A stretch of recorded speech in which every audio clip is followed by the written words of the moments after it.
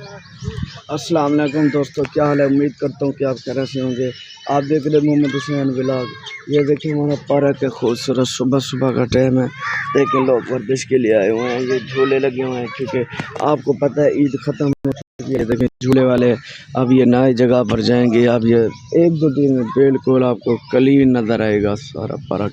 ये सारे झूले वाले चले जाएंगे इंशाल्लाह। ये सब सामान ओपन हो जाएगा। बंदे आए हुए हैं, वर्जिश कर रहे हैं। ये देखें बच्चों को लेके आ रहे हैं, झूले खा रहे हैं, मज़े कर रहे हैं। ये देखें आपके सामने, इसको पकड़े। ये लड़का जो है ना, ये नीले कपड़े वाला, ये बड़ा भैंट पाड़ है। ये शेरी का भाई है, शेरी का भाई है बहुत चालाक लड़का। इसकी शक्ल देखना, जहाँ पर भी मिले इसको कमेंट मार देना इसको। ये देख लें भाई, कहाँ है वो तेरा?